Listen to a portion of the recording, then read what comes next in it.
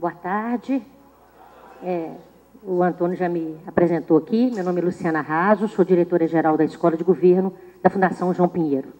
Então, o nosso intuito aqui é dar conhecimento para vocês dos nossos produtos, dos nossos cursos. E nós acreditamos que, com o constante aprimoramento desse servidor, é que nós podemos, vamos dizer assim, ter uma administração pública cada vez melhor.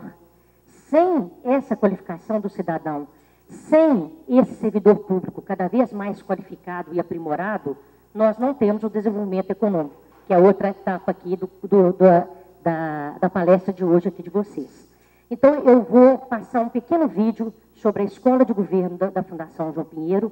É um vídeo rápido, 7 minutos, mas que eu acho importante para vocês entenderem o que é essa Escola de Governo, professor Paulo Neves de Carvalho, da Fundação João Pinheiro.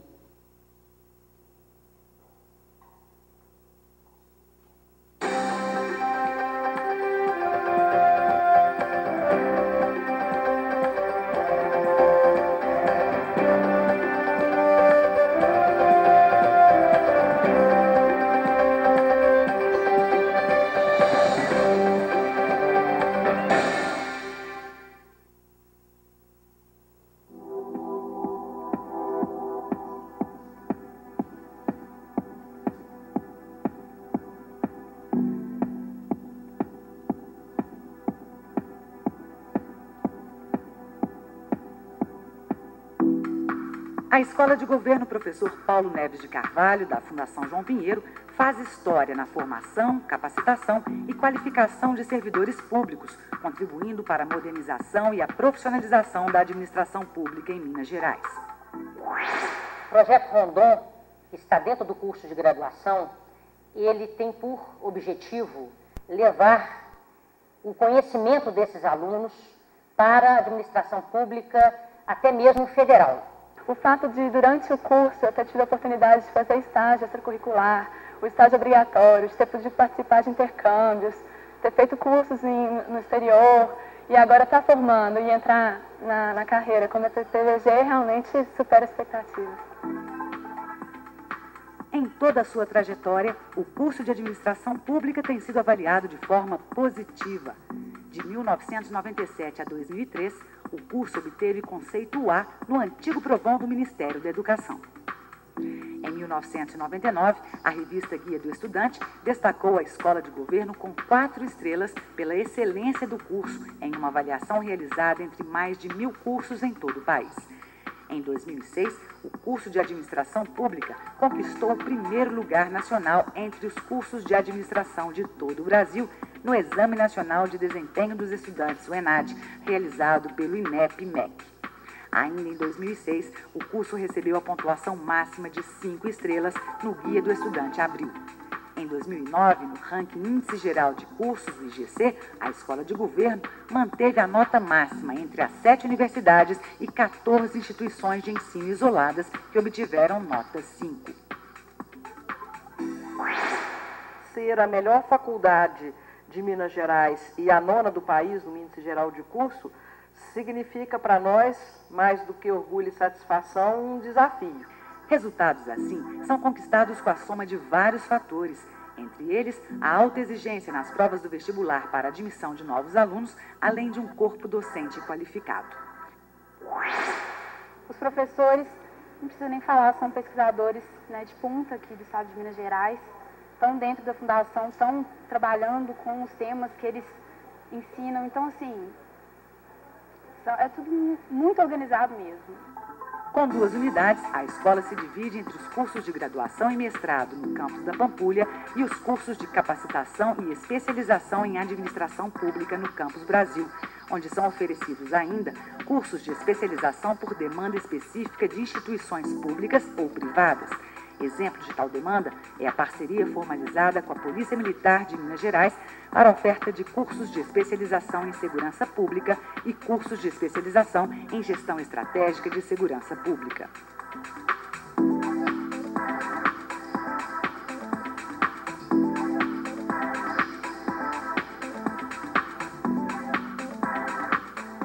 Criado em 1995 e credenciado pelo Conselho Nacional de Educação em 1999, o curso de mestrado integra o Sistema Nacional de Pós-Graduação, sendo recomendado pela Coordenação de Aperfeiçoamento de Pessoal de Nível Superior.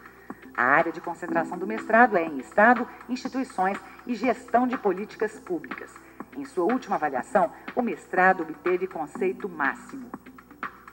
A Gerência de Capacitação e Treinamento oferece cursos que abrangem os mais diversos enfoques da moderna administração pública. Tenho vontade de fazer tanto a pós-graduação quanto o mestrado. Eu conheço pessoas que terminaram e que fizeram e que dizem que realmente é muito interessante. É uma forma de você se especializar dependendo da área que você estiver trabalhando já. Porque às vezes na graduação é tudo muito amplo. Então é na especialização, no mestrado também, que você vai focar naquilo que você de fato vai desempenhar, né? Além de amplas salas de aula, as unidades da Escola de Governo dispõem, cada uma, de moderno laboratório de informática, além de auditórios e salas destinadas a pesquisas e consultorias júnior. A biblioteca é ligada a sistemas que permitem a sua integração com todas as universidades do país. Em 20 anos de criação, mais de 30 mil alunos já passaram pela Escola de Governo. Um sonho concretizado na visão de um de seus idealizadores, o professor Paulo Neves de Carvalho, que hoje empresta o seu nome à escola. Aquilo que por ele foi idealizado, em que ele dizia que o direito administrativo por si só não seria capaz de dar a essa administração pública a eficiência necessária, que precisava investir, sobretudo, no servidor, ele foi alcançado. Porque essa escola tem como missão o constante aprimoramento e aperfeiçoamento desses servidores públicos. O curso, para mim, é nota 10. Eu acho que é uma oportunidade única de aprendizado. Então, um curso excelente. Eu indicaria esse curso para todos. A Escola de Governo forma um cidadão. Escola de Governo Professor Paulo Neves de Carvalho, uma conquista da Fundação João Pinheiro, de Minas para Minas, formando profissionais da administração pública com excelência, seriedade, competência e resultado.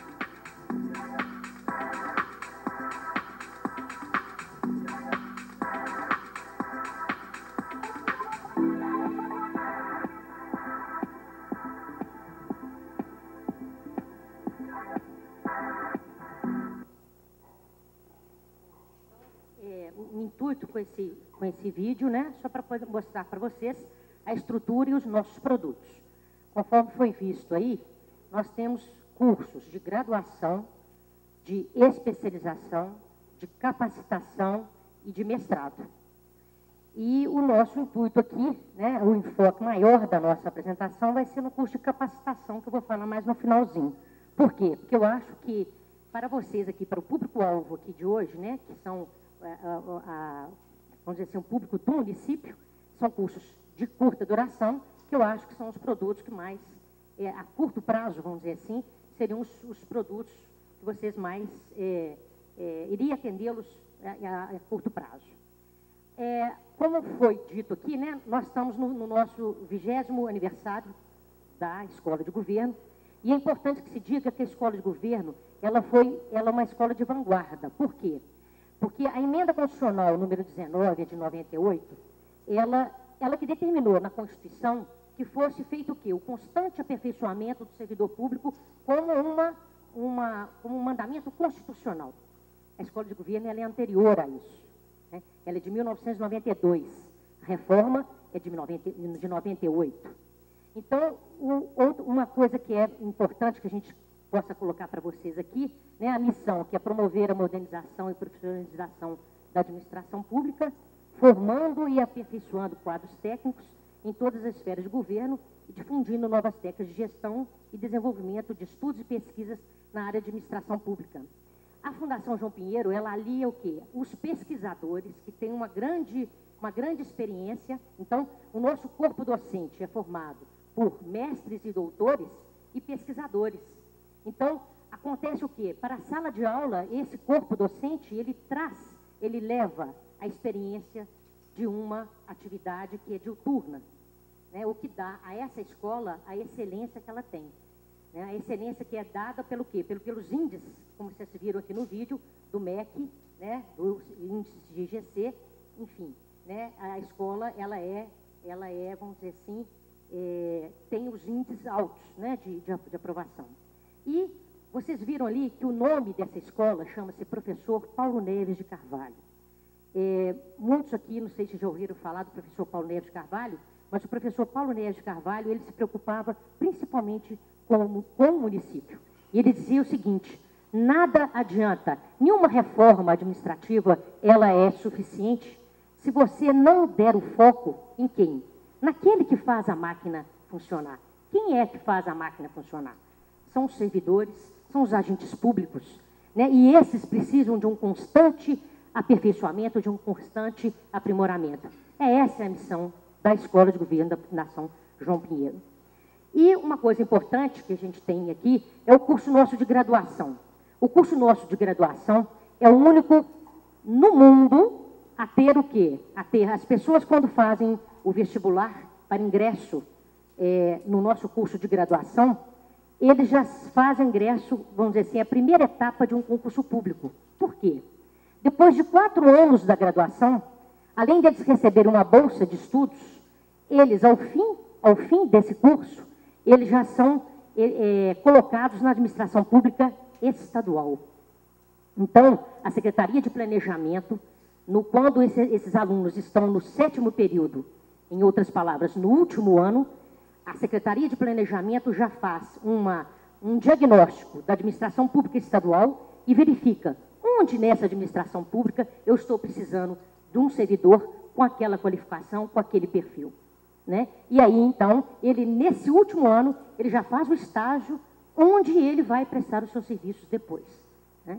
Então, a escola que dá a esse aluno não só essa bolsa, mas um ensino de qualidade, mas também, já no final, se ele implementar, claro, né, todas as condições que o curso é presencial, com frequência e notas, ele já é um servidor público estadual e que tem dado ao Estado de Minas Gerais um retorno muito grande, né? E isso quem fala não é a Fundação João Pinheiro, não é a diretora-geral da Escola de Governo, né? É o próprio governo que reconhece isso, né? O governador, em várias falas dele, e as próprias secretarias, e onde esses meninos vão, né? A gente chama eles de meninos porque, quando eles formam, eles têm uma carreira que é chamada Especialistas em Políticas Públicas e Gestão Governamental. E eles estão preparados não só para o quê? Para cumprirem tarefas rotineiras e burocráticas. Eles estão ali também para criar. Eles são preparados para criar, né? Então, não só para poder reproduzir algumas tarefas, rotinas, mas para aperfeiçoar essas rotinas, para dar sugestões a essa administração pública. E é isso que nós precisamos hoje. E com esse constante aperfeiçoamento e aprimoramento, ganhamos quem? Ganhamos nós, todos nós, os cidadãos. Além do curso de administração, que eu já falei, que inclusive tem essa lei, né? Essa lei 18.974 de 2010, que é da carreira de especialistas em políticas públicas de gestão governamental. Nós temos também, na especialização, nós temos tanto cursos abertos como cursos fechados. Os cursos fechados, nós temos, com a Polícia Militar, nós temos esse curso até mais antigo até que a própria escola. Nós temos há 25 anos um convênio com a Polícia Militar em que a gente dá um curso para a Polícia Militar, um curso de especialização. E isso a gente sente no dia a dia. O que a gente sente? A gente sente uma Polícia Militar cada vez mais aperfeiçoada e cada vez mais aprimorada, né? Devido a esses cursos que eles fazem. E nós temos também o Programa de Especialização em Administração Pública, denominado PROAP, né, em que você tem dentro do PROAP, você tem vários cursos ali dentro, como gestão de pessoas, cursos estratégicos, enfim, é aberto a toda a administração pública, não só a administração pública, mas também a iniciativa privada. Temos também o mestrado. Né? O mestrado, desde o ano passado, ele passa a ser um mestrado gratuito. Ele passou a ser gratuito por imposição da CAPES. Né? E lá, o que nós temos?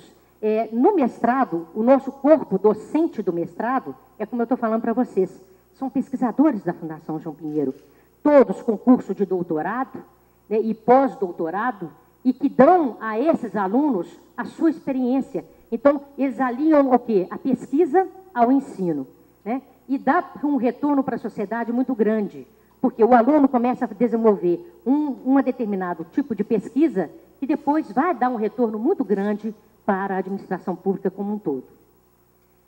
Além do mestrado, nós temos, então, agora que o foco da nossa apresentação, que eu acho que pelo que hoje nós estamos aqui, né, no Congresso da Associação Mineira de Municípios, em que a maioria de vocês são agentes públicos do município, né, e como o nome dessa escola, repito, o professor Paulo Neves de Carvalho nos ensinava, é no município que começa tudo, que é o munícipe ele tem que estar o quê? Tem que estar ciente de que ele tem muito direito, né? Então, a partir do momento que ele tiver essa consciência, né, do que o meu direito começa no município, né?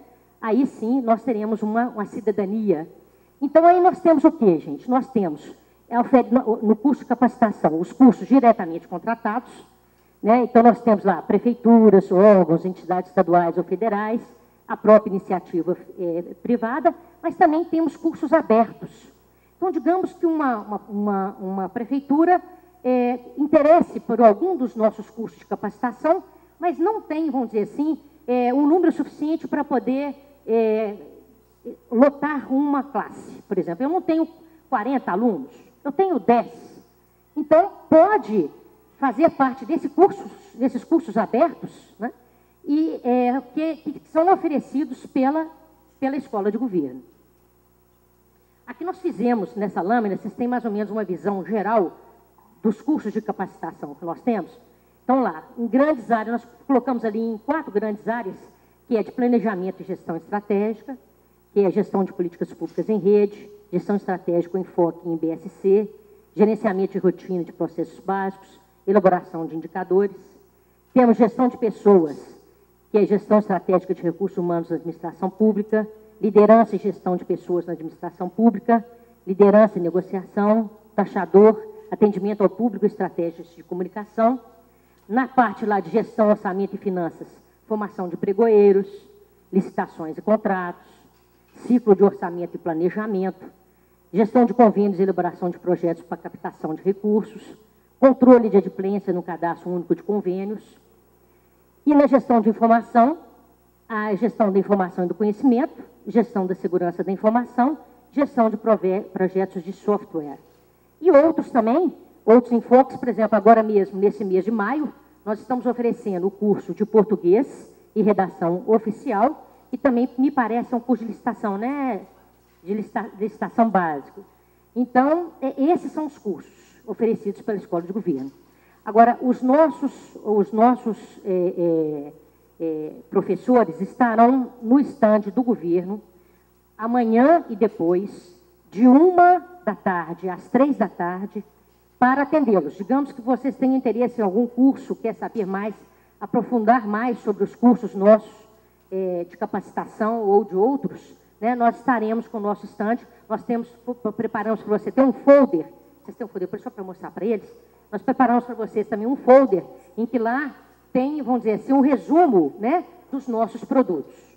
Então, gente, o nosso intuito aqui foi mesmo falar para vocês o tanto que nós já estamos capacitando aqui. Vocês encontrarão esse folder no estande lá do governo, tem lá um estande da Fundação João Pinheiro, e repito, amanhã e depois, de 1h às 3h da tarde, os nossos professores estarão lá para poder explicar para vocês. Oi? Na sala de reunião do estande do governo. Então, aqui vocês têm, nesse folheto, vocês têm o resumo disso aqui que eu estou apresentando para vocês. E aqui nessa última lâmina, né, a capacitação, ali nós temos ali os dados de número de servidores que nós já capacitamos, né? Então, para vocês terem uma ideia, olha aqui, em 2009, 2.532, 2010, 3.635, em 2011, caiu um pouco, isso devido à reforma, nós fizemos uma reforma na Avenida Brasil, nós temos 2 campos, um na Pampulha, como vocês viram no vídeo, e um na Avenida Brasil, aquele auditório que vocês viram, aquelas salas de aula, todas novinhas, por isso que diminuiu o número aqui em 2011. Em 2012, neste mês, estamos em maio, nós já estamos com 4.557 servidores com capacitação. Então, qual que é a missão da escola de governo? É esse constante aprimoramento, capacitação e aperfeiçoamento dos agentes públicos. Né? Porque nós entendemos que só mesmo com essa capacitação constante que a gente pode mudar alguma coisa. Né? E pode o quê? Alavancar, que é a palestra aqui do nosso querido Antônio Avelar, alavancar o desenvolvimento econômico de uma região. Como que é um chavão que a gente fala, né? Quanto mais educação, mais desenvolvimento, mas é a mais pura verdade. Né? Quanto mais qualificados nós estamos, quanto mais ferramentas nós temos, e eu falo isso muito para os nossos alunos. Veja bem, se nós não conhecemos nem a lei que temos, que é a Constituição, se nós não conhecemos os nossos direitos, como que nós vamos fazer valer esse direito? E onde que a gente aprende isso? Nós aprendemos isso nos bancos escolares. Né? Então, nós, como os agentes públicos que somos, acho que muitos daqui são agentes públicos, qual que é o nosso dever? É o constante aprimoramento, o constante aperfeiçoamento para a gente devolver à sociedade aquilo que nós recebemos. Né? Para que a gente possa ter uma democracia, não uma democracia que a gente até exporta, essa democracia do voto. Né? Com nossas urnas eletrônicas, a gente até exporta. Mas a democracia no seu sentido real, que a gente não vê nenhum dos nossos irmãos debaixo de ponte, sem saneamento, sem as condições básicas e mínimas de vida. Muito obrigada, espero ter podido colaborar aqui. Agradeço também, Antônio, eu gostaria que você transmitisse ao Gustavo aos meus agradecimentos, né, pelo espaço que ele está dando à Fundação João Pinheiro, à Escola de Governo em particular, para a gente poder estar dando para vocês aqui uma visão geral do que é a Escola de Governo e os produtos que ela oferece. Muito obrigada pela atenção. Que apura o PIB do Estado. Então, por exemplo, a lei do ICMS, a lei Robin Hood, vários órgãos, por exemplo, Emater, uma série de instituições encaminham para João Pinheiro, por exemplo, algumas informações, e a João Pinheiro é que calcula, por exemplo, o percentual que vocês têm, que o município tem para receber, por exemplo, dentro da lei Robin Hood. Tá? Então, assim, para vocês verem a excelência do quadro técnico da João Pinheiro. E eu falo isso não pela apresentação, mas por conhecimento próprio. No dia a dia, a gente está o tempo todo lidando com a Fundação João Pinheiro. Bom, o meu tema, como vocês viram, então nós vamos estar falando de como utilizar o orçamento municipal para fomentar o desenvolvimento local. Eu estou na MM há um ano e pouco, e muitas vezes, e a gente tem a oportunidade de, nós temos um programa lá chamado ANM em Ação, onde geralmente 2 consultores, por exemplo, eu na área de desenvolvimento econômico, uma colega, por exemplo, de captação de recursos, nós nos dirigimos, por exemplo, a Montes Claros, e convidamos os vários municípios no entorno de Montes Claros com uma determinada apresentação. E muitas vezes a gente percebe assim, que tem prefeitos, né, gestores públicos municipais, que chegam para a gente e falam assim, poxa, meu município, assim, basicamente a gente vive apenas dos repasses constitucionais. O que a gente pode fazer para desenvolver o município?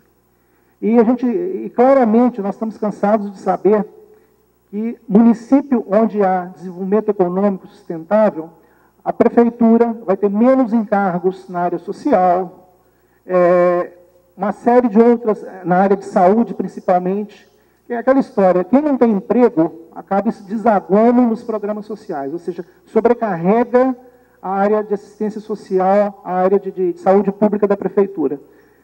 Mas, muitas vezes, um candidato, e a gente vê, eu já participei de algumas campanhas políticas, assim, de analisar apresentações, e você vê, às vezes, os prefeitos, né, ainda mais nós estamos no ano eleitoral, quando ele faz a definição das promessas de campanha, ele coloca uma série de coisas, mas raramente você vê alguma coisa voltada para o desenvolvimento econômico municipal. Aí ele assume e quer fazer alguma coisa, mas ele não previu isso aí. Então, basicamente, nós vamos estar mostrando como é que isso tem que ser pensado. E antes de entrar propriamente nessa questão, eu queria rapidamente, tá? Isso eu vou tentar fazer uns 10 minutos no máximo, mostrar o que é Minas Gerais. Porque é também incoerência, né? Minas é a 3ª maior economia do Brasil. São Paulo, Rio de Janeiro, Minas Gerais. Então, o Estado é um Estado rico, gente. Só que, infelizmente, boa parte dos municípios são o quê? Pobres. Né? Ou seja, a nossa economia, ainda com uma série de questões estruturais, ela é muito centralizada. Então, eu vou estar mostrando para você. Mas o Estado como um todo, e é preciso aquela história. Se vivemos num Estado rico, isso é uma oportunidade estratégica. A gente tem que saber tirar proveito disso. Então, vou passar rapidamente alguns números sobre Minas Gerais. Já falando, Minas tem dependendo, em torno de 10% de toda a riqueza produzida no Brasil é produzida em Minas Gerais. Temos em torno de 7% do território brasileiro. Minas é um estado imenso. E temos vários setores, tanto a indústria, serviços e agricultura extremamente desenvolvidos. E temos alguns destaques. Por exemplo, a professora Luciana Raso, a nossa administração pública hoje, nem sabia a professora que a senhora ia falar exatamente o tema, mas é uma administração pública, vocês já ouviram falar do choque de gestão, já está na terceira etapa, é uma administração pública hoje inovadora e reconhecida nacionalmente.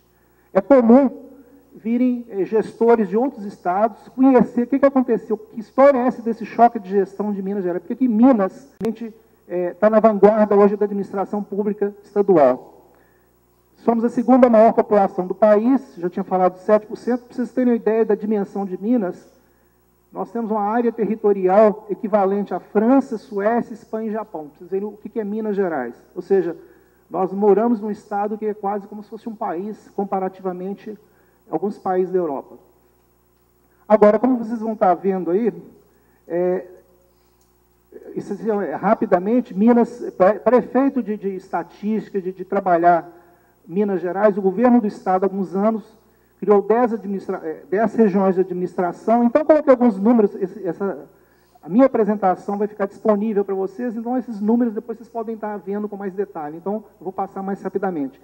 Mas eu quis mostrar, basicamente, as várias regiões de planejamento, cada um pode situar minha cidade, onde está dentro, em qual região se localiza. Então, coloquei basicamente a população já de 2011, projetada pelo IBGE, área, PIB per capita, IDHM, que é o último número disponível oficialmente, é o de 2000, e o número de municípios. Então, isso é um rápido panorama. Ainda destaca lá, o PIB de Minas, em 2010, foi de 9%, ou seja, é uma riqueza enorme. Tivemos um crescimento superior ao do Brasil, e temos uma economia diversificada, né? Então, Minas, 58% de serviços, indústria e agropecuária. Como eu já tinha dito, é uma economia tão grande que equivale a alguns países, por exemplo. E um detalhe curioso, se Minas fosse um país, nós seríamos o 46º maior país entre os 184 que fazem parte do FMI. Então, para vocês verem, quer dizer, Minas é praticamente um país, de fato. Aí um quadro de exportações, isso eu falei que eu vou passar mais rapidamente. E algumas coisas que a gente tem em destaque. Somos o maior produtor exportador mundial de ferro nióbio, ferro gusa, minério de ferro. Isso aí todo mundo acha que sabia. Mas talvez uma coisa que vocês não sabem, nós temos hoje o maior polo de biotecnologia do Brasil. Tá? Somos os únicos fabricantes, o único fabricante no Brasil de helicóptero, maior produtor de aço, de cimento, segundo polo de automotivo, segundo polo de fundição. Enfim, estou querendo mostrar aquela história. Por que nós estamos num estado rico? Aí fica aquela história. Se meu estado é rico, por que meu município é pobre? E é aí que eu quero entrar com a questão do orçamento municipal. E Minas ainda é um estado abençoado. Outro dia eu vi a secretária Doroteia dizendo isso. Aquele mapa ali, todas aquelas cores ali mostram aonde existe extração mineral em Minas. Ou seja de ouro, de manganês, de pedra, enfim. Então, por isso, não é à toa que nós chamamos Minas Gerais. Então, é um estado riquíssimo em termos da mineração. E não só no aspecto de coisa, mas o agronegócio mineiro hoje, ele é extremamente importante para o estado, ele tem uma participação significativa. E dá uma olhada para vocês verem também como é que o agronegócio cresceu e a participação. Hoje, quase 13% do PIB mineiro, quase 3% do PIB do agronegócio em termos de Brasil, ou seja, 13% do PIB nacional é do agronegócio de Minas Gerais. Maior produtor de café, maior bacia leiteira, enfim, não são números. Agora vamos entrar propriamente no que eu queria conversar com vocês. Qualquer gestor público, qualquer servidor público está cansado de saber, né, que o cidadão espera do município. A vida acontece no município. Então, tem todas aquelas séries de demandas que nós, como cidadãos, como munícipes, queremos que a prefeitura, o governo municipal, nos atenda. Então, saúde, educação, arte, enfim, vários outros aí. Então, vamos falar qual é o papel nosso de gestores públicos de governo municipal. O papel principal de qualquer governo é satisfazer as demandas dos munícipes. E quais são essas demandas? Emprego, renda, trabalho, saúde. E o conjunto dessas medidas, desde que atendidas, dessas necessidades, desde que atendidas, é o que a gente deveria ter um desenvolvimento sustentável, ou seja, a população efetivamente atendida nessas variáveis. Agora, a nossa conversa aqui, o tema é desenvolvimento econômico, desenvolvimento local. Então, existe basicamente, a gente percebe nitidamente 2 ciclos quando a gente fala de desenvolvimento. Um que nós chamamos de ciclo de empobrecimento, que infelizmente é a realidade da maioria dos pequenos municípios. E que realidade é essa? Uma economia fraca, ou seja, o município não tem nenhuma indústria, não tem a maioria dos municípios mineiros não tem uma indústria sequer. Recentemente eu participei de uma reunião de 6 prefeitos, até próximos aqui de Belo Horizonte, com a CEPLAG, né, com a secretária, a CEPLAG e a Secretaria de Desenvolvimento Econômico. E todos os prefeitos falam assim, olha, no meu município não tem uma única indústria. 6 municípios. Então, a economia fraca, consequentemente, tem um baixo nível de empreendedorismo, falta emprego, que a economia não tem indústria, não tem negócio de maior porte. O jovem chega no ponto de começar no primeiro emprego, começa a trabalhar, o que ele faz? Vai embora. Então, a gente tem um êxodo de jovens e, consequentemente, de empreendedores. Então, redução da população. Tem municípios, vocês terem ideia, não sei se é realidade de algum município entre vocês aqui, que, por exemplo, o último censo do IBGE foi uma tragédia para vários municípios, que eles participavam, por exemplo, no fundo de participação do FPM, ou basicamente no FPM, perdeu 50 pessoas, aí de 0,8, que é o percentual, por exemplo, que ele tinha do FPM, caiu para 0,6, ou seja, menos recursos financeiros para o município. Então, esse êxodo causa problemas para o município, porque o volume de arrecadação que ele recebe do governo federal diminui também, porque a população caiu. Consequentemente, o município tem o quê? Baixa arrecadação própria e redução dos repasses, que basicamente os federais têm a ver com a população. Baixa arrecadação, obviamente a prefeitura não tem recursos para investir em infraestrutura, a qualidade de vida, obviamente, cai também, a prefeitura não tem como prover recursos para uma série de coisas, e acaba que existe sempre, isso é realidade em quase todos os municípios, algumas famílias né, que têm recursos, alguns poucos ricos e a maioria pobre. Então, esse é um ciclo, infelizmente, de empobrecimento que a gente quer acabar, né, que a gente busca, através do desenvolvimento, através da capacitação, mudar. Qual o outro ciclo que a gente quer pular? A gente quer entrar nesse aí, ciclo que a gente chama de prosperidade. O que é? Uma economia forte, uma economia pujante, né? Onde que tem um alto nível, as pessoas sendo estimuladas a abrir negócio, porque sabe que tem mercado consumidor, sabe para quem vai vender, né? Tem demanda. Consequentemente, vocês podem ver que todas as variáveis, elas se interrelacionam, não é que elas vão nos 2 sentidos. Tem geração de emprego e renda, atração de pessoas e empresas. Claro, gente, as empresas querem ir para para os municípios, onde tem uma boa infraestrutura, onde tem qualidade de educação, né? Raramente, eu, por exemplo, trabalhei como diretor de indústria e comércio de um município, boa parte dos empresários, quando a gente sentava com eles para conversar, a primeira coisa que eles nos pediam, perguntava assim, como é que é a qualidade de vida nessa sua cidade? Aí a gente tinha feito na época um caderno de informações básicas do município, assim, está aqui, e a gente retratava a realidade. Então, empresário não vai para o município simplesmente porque o prefeito está prometendo isenção, não sei de quê, não. Ele vê um conjunto de fatores que realmente levam o município para lá. Não é simplesmente guerra fiscal que atrai a empresa. Tem que haver um mínimo de condições para a empresa, que a empresa quer, em última instância. Hoje mudou muito o mundo, as empresas querem o bem-estar, a qualidade de vida de seus funcionários, né? Consequentemente, esse ciclo positivo provoca o quê? O aumento da arrecadação própria, aumento dos repasses, e aí sim, mais investimento em infraestrutura, qualidade de vida, melhor distribuição de renda. Aí agora a gente vai entrar no que a gente está chamando, então, caminho da prosperidade, ou seja, aquele ciclo produtivo. Agora, desenvolvimento não acontece meramente porque o gestor público, o prefeito, quer, não.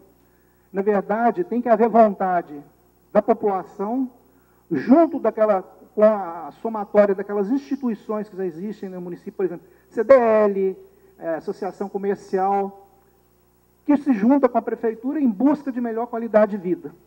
A esse nome, a essas demandas, a gente pode dar o nome de políticas públicas, ou seja, a união de esforços de todos os municípios, liderados pelo setor público, que em última instância é o poder público que tem capacidade, tem autonomia, enfim, para legislar sobre o município, e liderados, então, fazem um planejamento e buscam ações, realização de ações com foco na melhoria da qualidade de vida dos municípios. Então, é isso que a gente está chamando de caminho da prosperidade, que culmina nessa política pública.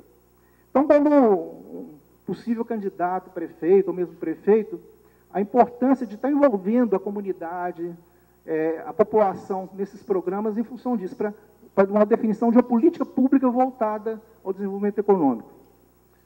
E como eu disse, quando a gente analisa, igual o SEBRAE tem um prêmio Prefeito Empreendedor, e tem outros, a própria AMM também tem um prêmio que vai ser entregue durante o Congresso sobre as melhores práticas de administração pública, todas as vezes que a gente para analisar o porquê a gente tem 2 municípios um ao lado do outro, com aspectos econômicos, sociais muito parecidos, e de repente numa determinada administração, vai embora e o outro fica. Aí você começa a analisar por que aconteceu com esse município A e que o B ficou para trás. Aí, na maioria dos casos, o que a gente percebe é que aí houve o papel da prefeitura ou do poder público como agente indutor. O desenvolvimento, na maioria dos casos, ele não acontece por acaso. Raramente vai cair uma grande empresa de paraquedas no município e que vai transformar aquele município. Então, na verdade, o poder público ele é um indutor do desenvolvimento local, porque ele pode facilitar ou dificultar o desenvolvimento dos negócios. Tem município, por exemplo, uma das primeiras ações que a gente tomou nesse município onde eu trabalhei foi exatamente ver quanto tempo se leva nesta cidade para o cara abrir um negócio. E, para nossa surpresa, 90 dias. Isso aqui é absurdo. Aí fomos ver, era um emaranhado de papéis, era uma burocracia, ou seja, o poder público, a prefeitura, nós, enquanto servidores públicos, a gente pode facilitar ou dificultar o desenvolvimento do nosso município, em função dessas medidas. E, consequentemente, atrair e manter empresa, o poder público é que pode oferecer incentivos, né? Ajudar na educação e treinamento. Quando a gente fala educação, não estou me referindo apenas na educação formal, de ensino básico, não. Estou falando na qualificação, realmente, né, de profissionais. Apoiar o desenvolvimento de pequenos empresários, melhorar e cuidar da manutenção da infraestrutura municipal, que tem tudo a ver com a atração de novas empresas. Então, a esse conjunto de fatores tem que estar dentro de uma política pública de desenvolvimento econômico. Ou seja, se eventualmente aqui entre vocês tiver um possível candidato a uma reeleição ou quer ser prefeito pela primeira vez, é agora que ele tem que começar a pensar o que eu quero, qual é o futuro que eu quero para o meu município. E começar a colocar quais são as ações que vocês pretendem empreender, para que isso se transforme numa política pública de desenvolvimento econômico. Agora, só desejo, gente, a gente sabe que desejo por si só não leva ninguém a lugar nenhum, né? Aquela história, ano que vem eu quero emagrecer. É promessa de todo fim de ano. Aí chega o primeiro, começa o ano, você não faz nada, né? Fala que vai fazer academia, não faz. Fala que, sei lá, que vai fazer dieta, não faz.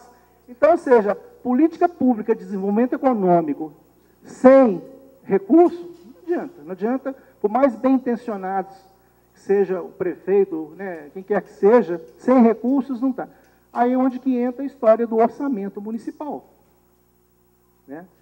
Se o prefeito não prever o mínimo de recursos que seja para desenvolver o município, para aplicar em políticas públicas de desenvolvimento econômico, não vai adiantar, ele não vai conseguir fazer nada. E eu vou mostrar a vocês por quê. Exatamente, exatamente.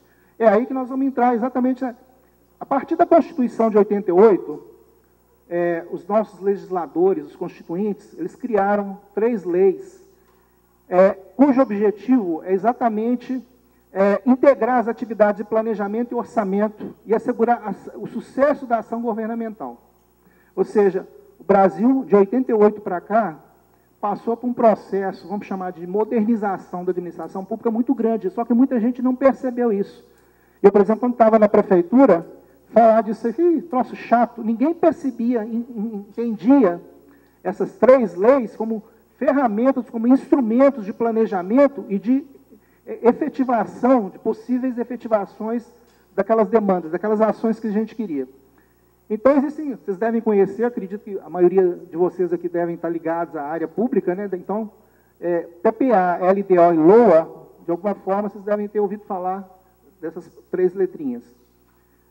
Bom, então, o ciclo orçamentário municipal, isso é obrigatório em âmbito federal, estadual e municipal. As 3 esferas de governo têm que seguir isso aí. E para vocês entenderem um pouco isso aí, provavelmente eu vou estar falando um pouco óbvio, mas para chegar onde a gente quer. O PPA, que é o Plano Plurianual, ele constitui-se de programas com metas e indicadores dos 4 anos. Então, ou seja, o candidato a prefeito de qualquer município que foi eleito este ano, quando ele assumir no ano que vem, em 2014, de cara, no primeiro ano de governo dele, ele tem que fazer o planejamento para os próximos 4 anos. Só que o primeiro ano dele, ele vai estar trabalhando com o planejamento que o antecessor fez. Porque assim você faz no primeiro ano, mas para valer no ano seguinte. Então, ou seja, o prefeito foi eleito em 2012, começa a gestão dele em 2013, vai fazer um PPA valendo para 2014, 15 e 16. 16 e 17, né? Ou seja, o 17 é o próximo prefeito que vai dar continuidade. Mas por que isso? Por que o cara não faz só para os 4 anos dele? Primeiro que você acabou de chegar, o prefeito acabou de assumir, ele precisa de dar continuidade, ele precisa de dar continuidade àquelas ações e programas que o antecessor já tinha planejado. É a história da continuidade administrativa e do planejamento. Então, o PPA é para 4 anos. Aí, depois do PPA, tem a LDO, que é a Lei de Diretrizes Orçamentárias, onde que ele vai explicitar quais são as metas, porque o planejamento é para 4 anos, mas para aquele ano, o que ele vai fazer? E a LOA é exatamente a destinação de recursos. Ou seja, não adianta o cara, por exemplo, colocar no PPA alguma coisa, se depois ela não for parar na LOA, que é exatamente onde que ele vai definir verbas para execução. Ô, gente, isso aí depois eu disponibilizo para vocês, tá? Então, pode anotar, mas não se preocupe em anotar muita coisa, não. Está claro até agora? Tá? Tem alguém que nunca ouviu falar dessas coisas que eu mencionei anteriormente? Não? Então tá bom. Para vocês entenderem a correspondência. Então, PPA é planejamento, então abrange, por exemplo, isso aqui eu peguei um exemplo antigo, abrange 4 anos, que por sua vez é desdobrado em 4 leis de diretrizes orçamentárias, que por sua vez cada LDO tem que corresponder, tem que ter recursos para ser executado. Está claro até agora? Bom, eu não pretendo dar um curso aqui de orçamento municipal, né? A gente está só mostrando, assim, bem rapidamente, o que significa esse negócio todo. Bom, o plano plurianual, como eu disse, basicamente é um planejamento de médio prazo, é onde que o gestor público vai definir quais são as estratégias, diretrizes, para os 4 anos. O que o cara, bom, votei no cara, o que ele quer fazer em 4 anos para a minha cidade? Se ele não souber, complicado, né? Então, ele é elaborado no primeiro ano de governo, isso eu já expliquei para vocês. A LDO, já falei também, é uma lei anual, onde define as metas e prioridades do governo, né? Ou seja, as obras e serviços mais importantes para serem realizados naquele ano. Então,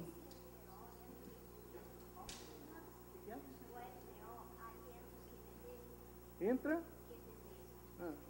Isso. Vai entrar mais entra mais na LOA, na verdade. Tá? A LDO estabelece regras, então, que deverão ser observadas na formulação do projeto de lei orçamentária anual, pelo Poder Executivo. E o importante, todas essas 3 leis, gente, tem que passar pela Câmara Municipal, né? E vem a lei, acho que agora que responde a sua pergunta, a lei orçamentária anual, que é onde demonstra as receitas e despesas, né, para fazer face aquelas metas do prefeito. Então, essas 3 leis, elas obedecem ao princípio da unidade e possibilitam uma visão completa dos recursos. Onde que a prefeitura, a administração pública, vai investir seus recursos e suas despesas? Está claro até agora? É rápido, tá? É só uma noção. Aí vem o PPA, aí agora eu vou detalhar um pouquinho mais. O PPA, então, é um instrumento de planejamento estratégico de médio prazo, ou seja, o que o prefeito, onde que ele quer chegar ao longo desses 4 anos. E o PPA, então, eu mostrei que rege a LDO e a LOA, e aqui, isso aqui que é importante, né? O cara prometeu fazer não sei o que lá. Se ele não colocar isso no PPA, esqueça. Ou seja, o PPA, nenhum prefeito vai me bater que estiver aqui não, tá? Mas o PPA, ele explicita se aquelas promessas que foram feitas na época de como candidato, se ele vai cumprir aquilo ou não como prefeito, né? E muitas vezes, isso a gente fala na realidade prática, como candidato o cara promete uma coisa, depois na hora que ele assume, ele vê que de repente aquela promessa era uma bobagem, né? Assim, não tinha uma consistência, isso é normal também. Mas se ele colocar no PPA, aí demonstra realmente que há a intenção de fazer com que aquilo vire uma prioridade e seja cumprido. Então, o objetivo do PPA é organizar as ações e programas do governo, voltado para a oferta de bens e serviços, explicita exatamente qual o futuro que o município deseja, que a gestão, aquela administração deseja para o município, né? Porque a partir do momento que ele define metas e prioridades e os resultados esperados. Aí eu não vou detalhar também, então é só para vocês entenderem as diretrizes, eu acho que no quadro seguinte fica melhor, para vocês entenderem. Como o PPA é um planejamento, quem já fez planejamento alguma vez, seja iniciativa privada, na escola, que seja, sabe que todo planejamento, o PPA é um planejamento, a gente tem a elaboração, tem a implantação, tem o monitoramento, avaliação e revisão, ou seja, é aquele ciclo, né? As coisas estão sempre sendo revistas e reavaliadas. Então, é aquele tipo do ciclo PDCA, mais ou menos. Então, basicamente é isso, né? Então, na elaboração, você vai construir a base estratégica e definir quais são os programas e ações que se pretende realizar nos 4 anos. Isso vai ser operacionalizado depois num plano que é aprovado pelos legislativos, demonstrando os recursos, né? Deve ter um acompanhamento, avaliação, enfim. Tá? Aí, de novo, mostrando o que é PPA. Mas, quando a gente vai elaborar um PPA, a primeira pergunta que eu já comentei com vocês, assim, qual a situação do meu município hoje e qual o futuro desejado? O PPA abrange todas as secretarias, mas assim, meu foco, obviamente, com vocês hoje é desenvolvimento econômico. Então, no caso do desenvolvimento, situação atual, meu município está com um índice de desemprego muito alto, a realidade atual. Qual o futuro desejado? Conseguir pelo menos 3 mil novos postos de trabalho, 3 mil vagas de emprego na minha cidade. É um futuro desejado, há 4 anos. Um exemplo, né? Como eu vou fazer isso? Qual a direção dessa mudança? Então, assim, estou mostrando para vocês as etapas, né, do PPA. Alguma dúvida até agora? Tá? É rapidinho, não é um curso de, igual eu falei, de coisa, então é só para uma ideia.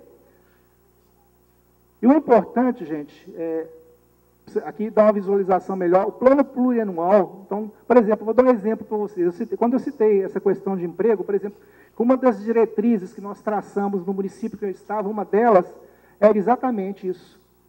Eu me lembro que em 2005, quando eu estava nesse município, nós colocamos lá no PPA que nós buscaríamos, era a nossa meta, né, era a nossa diretriz número 1, a geração de, na época, acho que nós colocamos 3 mil novos postos de trabalho nesse município. E quando você faz um planejamento e segue todas as etapas, vocês terem uma ideia, isso nós traçamos em 2005. Em 2007, este município, nós fomos o nono município mineiro que mais gerou emprego em Minas Gerais. Isso aí não é informação de prefeitura, isso foi baseado no CAGED. Nós geramos em 2000 Só não vou falar no município, porque eu não estou aqui para fazer propaganda do município, é só mencionar, quando você planeja as ações e passa por esse ciclo, nós geramos na época em torno de 5 mil novos, em vez de 3, geramos 5 mil novos postos de trabalho no município. Tá? Porque foi feito todo um planejamento realmente com base nisso que eu estou mostrando. Então, por exemplo, Agora, para gerar, igual nós geramos na época 5 mil novos postos de trabalho, essa era uma das diretrizes. Ah, mas peraí, o que vocês fizeram para isso acontecer? Aí nós desdobramos isso em programas. Por exemplo, um dos programas lá foi de qualificação da mão de obra local. Então, para isso, o que nós fizemos? Nós reativamos um centro de qualificação profissional que já existia e que vinha sendo relegado, esquecido pelas administrações anteriores. Então, fizemos parceria com o Senai, com o Senac, com outras instituições de governo que têm formação profissional e levamos para o município. Começamos a investir na educação empreendedora, então, no segundo grau, começamos a introduzir a questão do empreendedorismo na escola, ou seja, definimos uma série de programas, tá? E cada programa se desdobra em ações, para que a gente chegar nisso aí.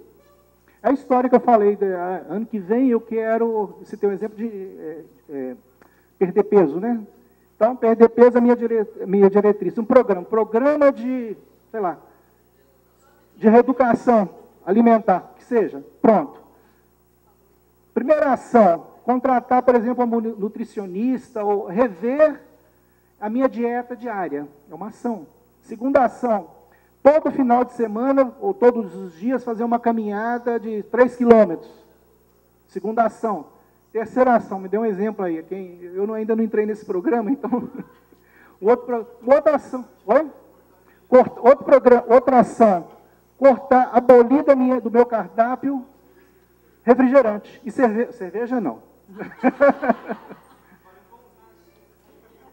Só se for sem álcool, né? Cerveja com álcool a gente tira e deixa sem álcool. Então, ou seja, as ações, gente, são exatamente o conjunto delas é que vão justificar o programa que em conjunto vai justificar a diretriz. Então, aqui um exemplo aí. Por exemplo, diversificar um município.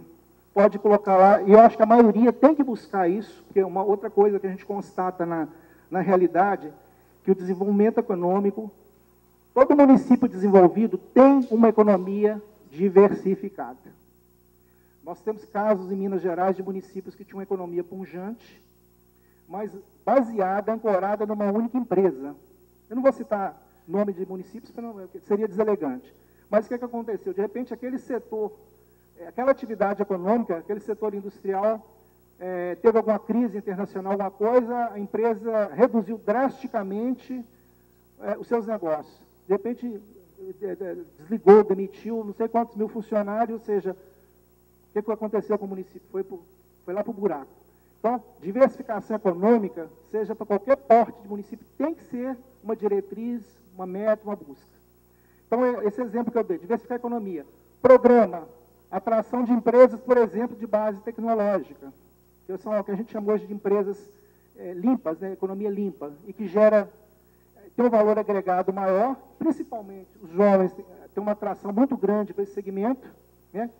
Então, a diretriz diversificar a economia, um dos programas, por exemplo, é esse, atração de base tecnológica. Isso estou passando para vocês meramente como exemplo, mas que pode se transformar em realidade, uma busca que vocês deviam fazer. O outro é capacitação profissional. Então, aqui está um programa, um exemplo de ação. Olha lá, por exemplo, levantamento de áreas disponíveis. E nessa conversa que a gente teve, por exemplo, com a secretária de Desenvolvimento Econômico do Estado de Minas, a Doroteia Werneck, ela me falou, com esses 6 prefeitos, ela falou assim, olha, é muito comum, inclusive alguns deles comentaram, a secretária, mas o Estado não arruma uma empresa para o meu município. Ela falou assim, olha, o que acontece? O empresário chega em Minas, seja um internacional ou mesmo um empresário de outro estado, ele chega com uma série de exigências, de condições para se instalar. E uma delas é diária. Então, aqueles municípios que informam, por exemplo, o INDE, olha, no meu município eu tenho 2 ou 3 áreas de determinado tamanho que estão disponíveis. Então, o município, uma das primeiras medidas é ter área disponível para a atração de novas empresas.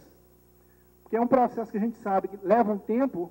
Vou dar um exemplo para vocês. Vocês leram recentemente na imprensa que a fábrica da Coca-Cola, a FEMSA, né, que hoje é um grupo mexicano que é dono da Coca-Cola aqui em Minas Gerais, antiga refrigerante Minas Gerais, está se mudando para um município aqui próximo, está saindo ali do anel rodoviário aqui de Belo Horizonte, que está está complicado, eles estão querendo expandir, ali já está estrangulado, e está indo para um município próximo a Belo Horizonte. A principal razão para ele estar indo para esse município, localização estratégica e, principalmente, mais do que isso, o município já dispunha de uma área de 360 mil metros quadrados licenciada. Então, isso aí, quem já mexeu... Exatamente. Então, assim, a principal atração, assim, variável que influenciou na escolha deste município foi exatamente isso. Localização está na 040 e já existia uma área de 300. Agora, um detalhe, foi a atual gestão que liberou essa área, não foi a administração anterior que tinha liberado. Já tinham providenciado essa área para levar uma outra empresa que por qualquer motivo não foi, mas a área estava lá disponível. Tá? Então, esse aspecto eu fiz questão de colocar, porque isso é fundamental. A própria secretária Doroteia falou assim, todo município devia tentar identificar as áreas que ele tem disponível para atração de empresas. Aqui é um exemplo concreto, isso aí eu só tirei o nome do município, mas isso aqui não é nem teoria, isso é de um município efetivamente, só tirei o nome.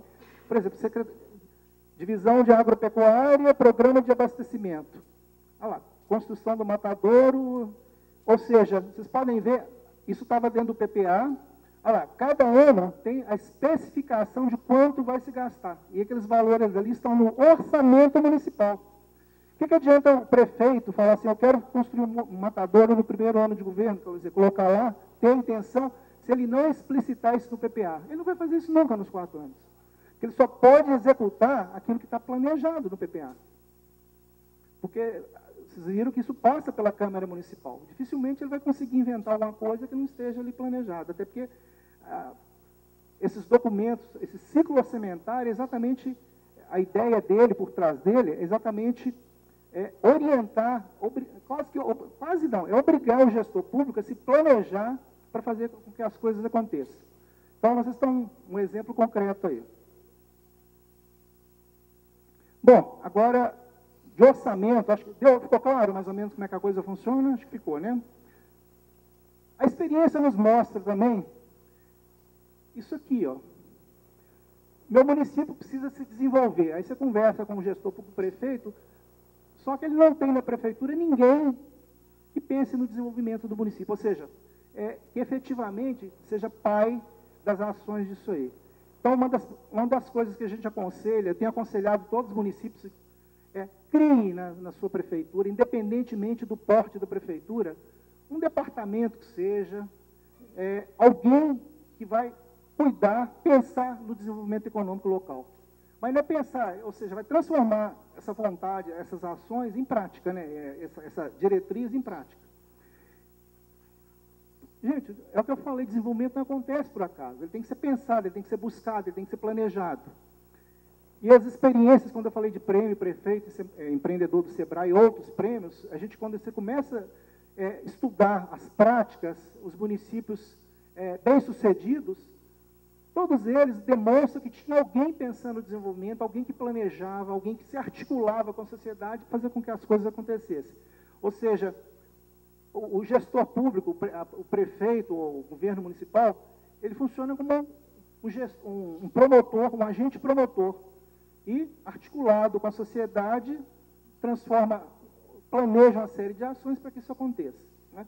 Então, assim, aquela história, não há vento favorável para quem não sabe onde quer ir. Eu preciso criar emprego no meu município. Bom, o que você está fazendo para que isso aconteça? Nada. Então, não vai acontecer. Né? O objetivo dessa equipe, quando eu falo equipe, eu não estou me referindo, por exemplo, eu vou citar um nome, o prêmio Sebrae Prefeito Empreendedor deste ano, premiou um município chamado Capitão Enéas. É um município, eu não sei, acho que deve ter um porte de uns 20 mil habitantes. Eu os convidei para fazer uma apresentação numa palestra nossa em Montes Claros, e a realidade deles em 2005, quando o prefeito assumiu, era assim, 3 meses de salário atrasado, nenhum médico no PSF, no posto de saúde da família, empresários saindo da cidade, um caos. Tá? Esse município em 2005. O prefeito montou uma equipe, criou uma Secretaria de Desenvolvimento Econômico, uma equipe grande, o secretário e um auxiliar.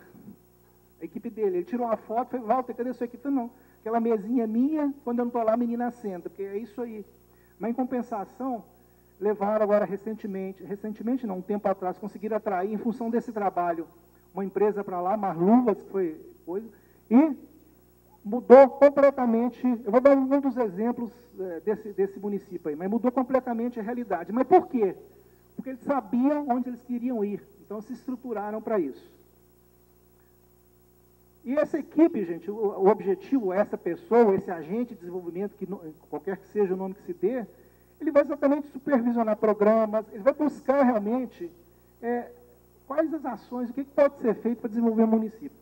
Promover, eu peguei um exemplo ali, ó, aquilo ali eu tirei da internet até. Olha lá, diagnóstico municipal de patrocínio. Aí eu fui ver o que é aquilo, exatamente como se fosse um raio-x da cidade, população, o número de escolas, o que tem? Eu falei com vocês em 2005 ou 2006, quando eu estava nessa prefeitura, eu me lembro que eu recebi um empresário de Juiz de Fora, dono de uma rede de lojas de eletrodomésticos, e estava querendo buscar se instalar na região onde a gente estava.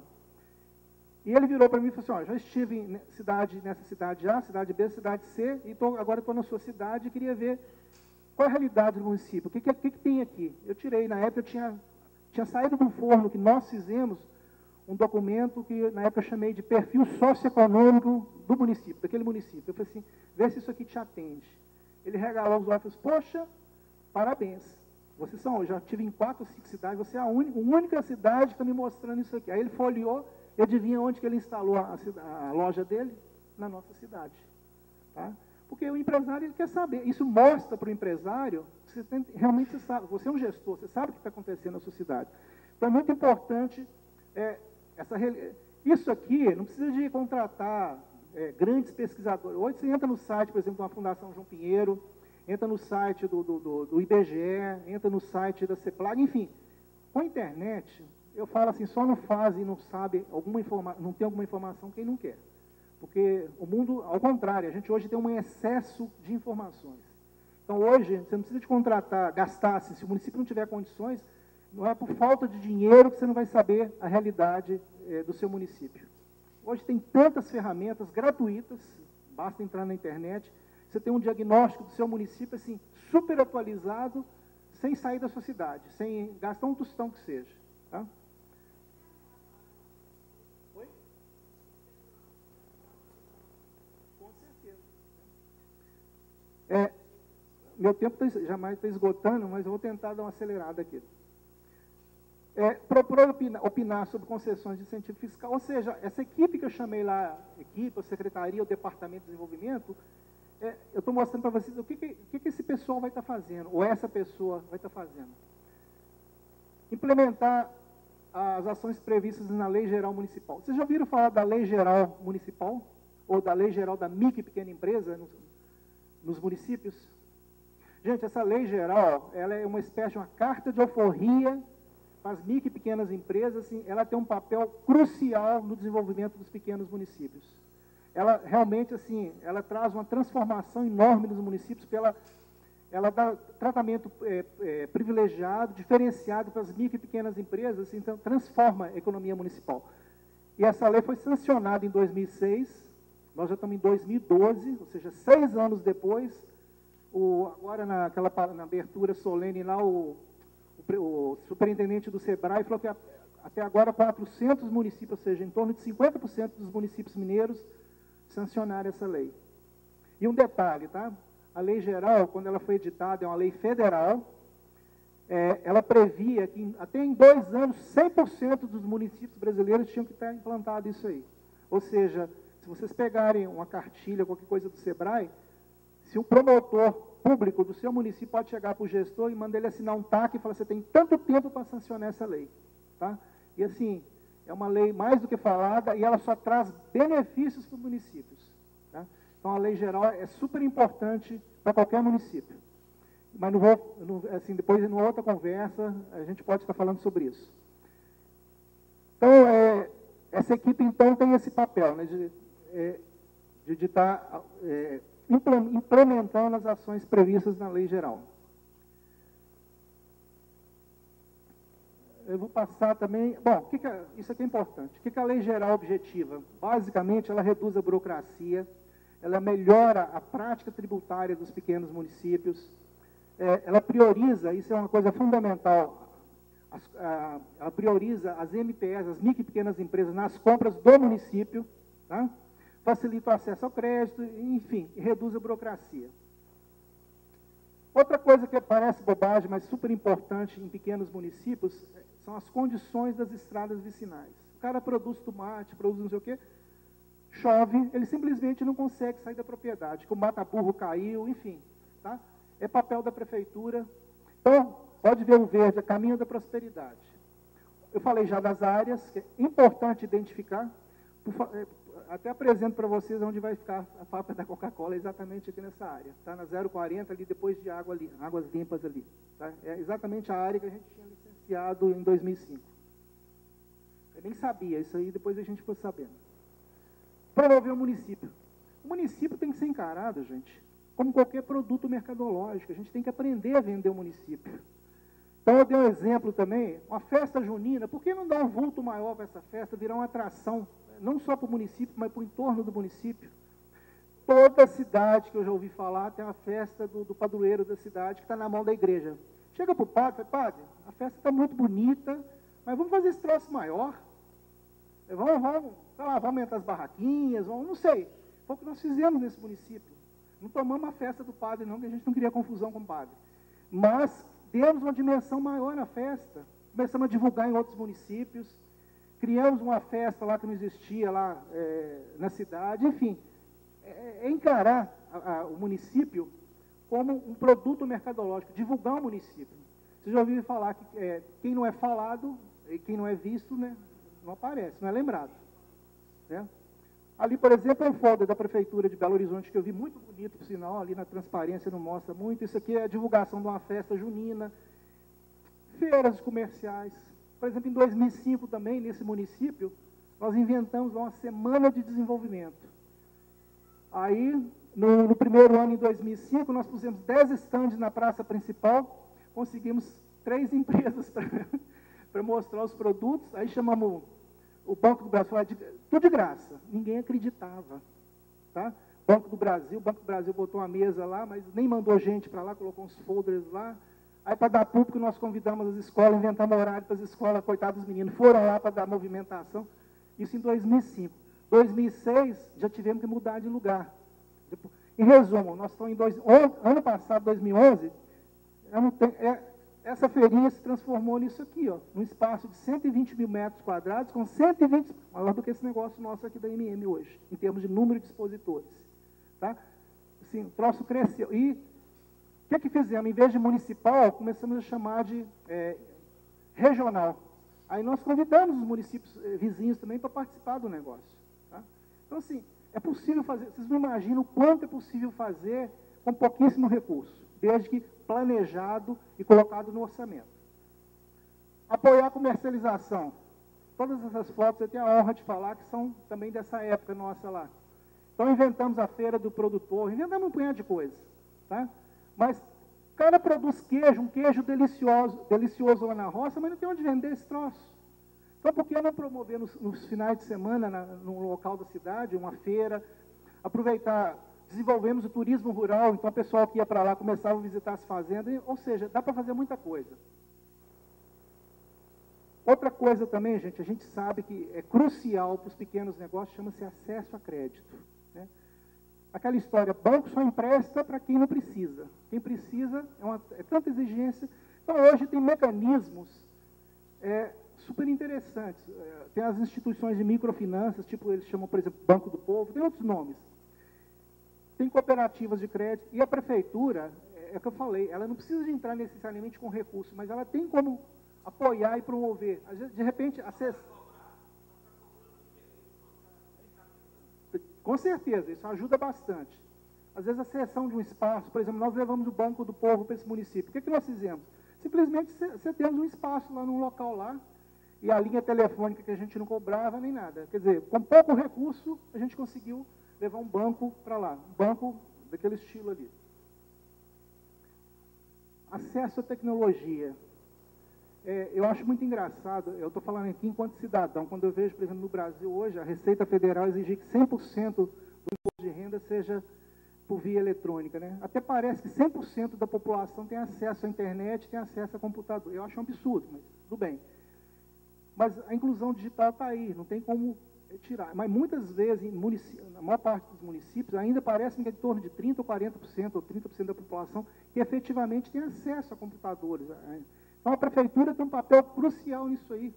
Por exemplo, existem alguns programas chamados telecentros, que basicamente você arruma um local e o governo federal cede todos os equipamentos. Então, assim, gente, tem programas demais. Na verdade, o que a gente tem que ter, enquanto a gente está numa prefeitura, é curiosidade, é ser chato e ir em busca das coisas. Porque tem. Agora, ganha quem vai, quem pede. Estimular a instalação de incubadoras, pequenos negócios que podem... hoje, qualquer jovem sabe mexer em computador muito melhor do que nós. Então, abrir espaço para isso. E a prefeitura, por exemplo, lá nesse município, nós criamos... Gente, por isso que eu não falei o nome do município, eu não estou fazendo propaganda deste município, por isso que eu não citei em momento algum. Mas nós criamos também o Fundo Municipal de Desenvolvimento Econômico. Conseguimos lá em torno de R$200 mil para pequenos negócios. E deu um tremendo resultado. Capacitação profissional, aí está a Fundação João Pinheiro, com a Escola de Governo. Ficou bem claro para vocês que a Escola de Governo, a João Pinheiro é uma fundação pública, né? Não sei se ela se denomina pública, mas é ligada ao governo de Minas. Tanto é que, por exemplo, o curso de graduação, só reforçando o que a Luciana falou, olha o sonho, se tivesse isso na minha época, eu não estava aqui hoje. Mas você faz um vestibular para fazer um curso de graduação em administração pública, recebe uma bolsa, um salário mínimo, você ganha um salário mínimo durante os 4 anos, e quando sai, que é o desespero de todo mundo hoje em dia, onde trabalhar? Você já é funcionário, é um servidor público estadual, já com nível, não sei, analista de políticas públicas, especialista em políticas públicas. Na minha época não tinha isso, infelizmente. Tá? Olha assim, a chance que abre, que abre para qualquer jovem, e o grande mérito da administração pública de Minas, essas reformas que aconteceram, esses choques de gestão. Hoje, quando você vai, quem tem oportunidade de ir na cidade administrativa, tratar de qualquer coisa com o governo, eu particularmente, a gente está sempre lá, eu fico bobo assim, a quantidade de jovens em posições assim, de superintendente, de diretor, de não sei, por exemplo, tem uma xará sua Luciana, da Secretaria de Desenvolvimento Econômico, acho que ela é diretora de... A menina deve ser tipo você, assim, mais ou menos, até perfil, diretora, não sei de que, assim, egressa lá da João Pinheiro. Então, assim, é uma tremenda oportunidade na graduação, e tem todos aqueles cursos que ela falou, ou seja, a capacitação, quando a gente ouve esses prêmios Nobel de desenvolvimento, de economia, todos eles batem na mesma tecla. Educação, educação, educação. E eu tenho prova disso, igual eu falei, nesse município, a gente investiu em educação empreendedora, qualificação de professor, de mão de obra, e a gente colheu o resultado. Então, por exemplo, esse cartaz é um exemplo lá, de uma prefeitura, olha lá, procurando emprego, qualifique-se. Tá? Então, a prefeitura que eu falei, com poucos recursos, às vezes a cessão de um espaço, o convênio com o Senai, Senac, ele não precisa nem de se instalar. Essas entidades todas, elas têm cursos que volantes, eles vão até o município. Dá para fazer muita coisa. E aqui está outra coisa super importante. Aí, quando eu citei o exemplo de Capitão Enéas, acho que ele vai aparecer em algum lugar aí. Com a Lei Geral da Micro e Pequena Empresa, o município pode e deve destinar as compras públicas às micro e pequenas empresas. Eu até coloquei as leis. Olha lá, para determinados valores, aí depois vocês podem ver a legislação certinha, mas acho que, se não me engano, eu não vou arriscar dar os números, os valores, não, mas tem definidos montantes, ou seja, o recurso que eventualmente iria para um outro município, para uma cidade grande, pode ficar no seu município, em função da lei geral. A merenda escolar, a lei que rege a merenda escolar, lá está claro no texto que 30% dos recursos devem ser destinados à agricultura familiar, ou seja, municipal. Isso aqui faz uma tremenda diferença para aquelas famílias que estão na zona rural, na área rural, que vivem da agricultura familiar. que se espera com isso? Manter os recursos do município. A gente está cansado de ver, por exemplo, quando às vezes se instala uma grande empresa no seu município. Fica para o município a massa salarial, que normalmente as pessoas são do município, mas o lucro, enfim, o lucro e outros benefícios acabam indo para a capital, porque os donos moram fora do seu município. E a micro e pequena empresa, não. Normalmente o empreendedor, ele mora no município, ele tem a ver com a comunidade, ele quer crescer ali. Então, evita a evasão de divisas. Gera mais renda pública via impostos diretos e indiretos, gera mais emprego e renda no município e amplia a capacidade das empresas locais, né?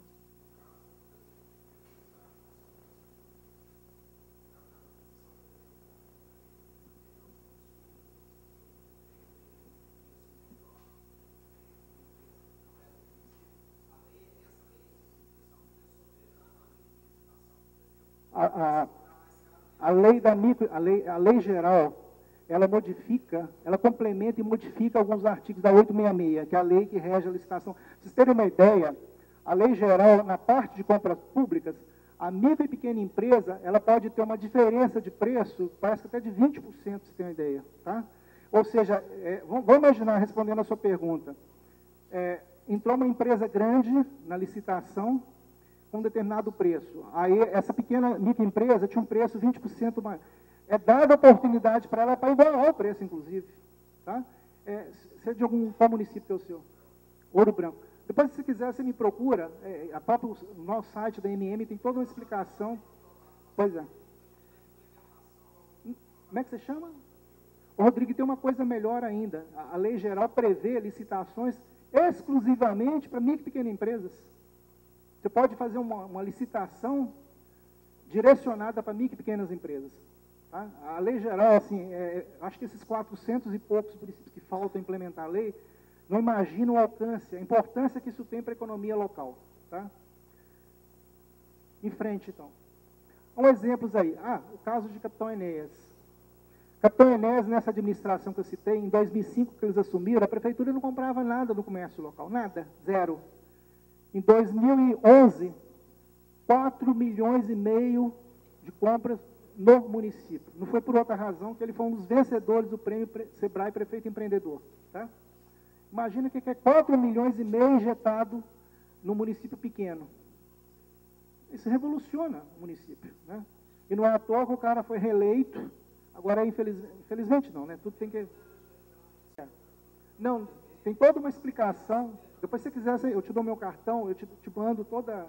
Tá? Mas faz uma diferença tremenda. Isso aqui é outra coisa importante, gente. Apoiar o associativismo, né? Vou dar um exemplo também. Nesse município também, que eu tive a oportunidade, a felicidade de trabalhar, agora recentemente eu participei de uma apresentação do subsecretário de Agricultura de Minas Gerais, o Baldonedo, e ele apresentou um estudo. Minas, vocês sabem que é a maior bacia leiteira do Brasil. Quase toda pequena propriedade tem lá sua 1, 2 ou 3 vaquinhas de leite, e o cara tira leite. Ou seja, eu falei assim, Antônio, o pessoal, os prefeitos não imaginam o que isso aí gera de renda para o município e como é que isso mantém o pessoal na zona rural. Mas muitas vezes aquele cara produz 20 litros de leite, então ele não consegue vender para o Itambé, para uma dessas grandes. Aí o que nós fizemos lá? Tem uma outra opção que chama-se tanque de resfriamento de leite.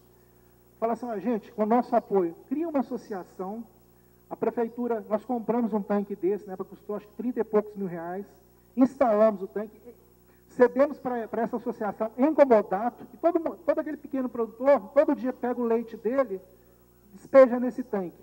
Esse tanque tem capacidade, não esse da foto, mas o que nós instalamos era de 1.500 litros de leite, e o leite fica resfriado. Aí já justificava para qualquer companhia, qualquer laticínio, ir lá e pegar esse leite. Tá? São medidas, quer dizer, o que é 35 mil reais, de repente, no orçamento de uma prefeitura, com os benefícios que vão gerar. Então, tem muitas iniciativas que a gente pode estar adotando. E outra coisa também, eu já falo de experiência própria, eu vi agora recentemente, em Montes Claros, a ADENOR, até está ali, Agência de Desenvolvimento da Região Norte de Minas. O que é uma agência de desenvolvimento? é uma entidade que é criada, geralmente, com a participação do poder público, das escolas, dos sindicatos, ou seja, congrega quase todas as entidades, organizações não governamentais do município. A gestão dela não pode ser pública, ou seja, tem que ser escolhida entre esses parceiros. E a agência, o que ela faz? Ela é pensada exatamente para desenvolver aquela região ou aquele município. Então, ela geralmente promove estudos, busca parcerias. Ela tem um dinamismo que, muitas vezes, infelizmente, o poder público, a gente na administração pública não tem. É mais fácil firmar convênio. Então, ou seja, tem 3 exemplos de agência: a DOP de Ouro Preto, a Denor, que faz um trabalho fantástico, e a outra até de São Paulo. Essa aqui virou até uma referência, a Agência de Desenvolvimento do Grande ABC. Assim, eles conseguem interrelacionar os diversos municípios buscando metas em comum e fizeram a transformação nessas regiões. Então, eu citei 12 ações, todas elas, eu não me lembro de ter citado nenhuma que seja impossível, difícil, independe do porte do município, mas depende, sim, essencialmente de quê? De ter uma equipe, ou de ter alguém, que seja o próprio prefeito, mas, enfim, o ideal é que seja uma coisa que pense o desenvolvimento e coloque isso no PPA. Ou seja, tem que ser, no primeiro ano de governo, isso tem que ser colocado. Se não for, não adianta. Aí nós vamos ficar naquela história, quero perder peso, e entra o ano seguinte eu não fiz nada. Aí não vou perder peso de forma alguma. Eu acho que terminei isso. E outra coisa também, se você tivesse, tinha colocado João Pinheiro. A próxima eu vou colocar. Gente, existem várias instituições, várias entidades que pensam o desenvolvimento, não é nem desenvolvimento, estão disponíveis para os municípios. A grande maioria, a única coisa que precisa é firmar convênio e serem procuradas. Não custa nada, é telefonar, falar, olha, eu sou fulano de tal, com certeza absoluta. Tá? Exatamente, a gente não procura. É o que eu falo, hoje com o negócio de internet, não arruma quem não quer, não tem jeito. Tá? A coisa está muito fácil. A própria MM, vocês terem uma ideia, nós temos 10 departamentos técnicos dentro da MM. E o mais demandado, adivinha de vocês qual que é? O de economia. Por quê? Porque ligam para lá para saber quanto que o governo federal repassou para o meu município. É o que eu mais ouço. Eu raramente ouço alguém ligar para mim e falar, Antônio, eu queria sua ajuda, o que eu posso fazer, você pode me ajudar, me orientar, para desenvolver a economia do meu município? Infelizmente, essa pergunta eu não ouvi praticamente ninguém até hoje. Agora, então assim, participei da Assembleia Legislativa um tempo atrás, de uma audiência pública com o pessoal do BDMG. A menina, a gerente não me lembro, gestão pública, não me lembro o departamento dela, mas assim, projetos ligados para os municípios. Fala, vira e volta, todo ano, disponibiliza um determinado montante de recursos e 10, 15% no máximo que é utilizado. A maioria, o pessoal não encaminha projetos. Né? O INDE, a mesma coisa, enfim. Eu citei o SEBRAE hoje tem um know-how. Falou em micro e pequena empresa, desenvolvimento regional, é o SEBRAE. E fora...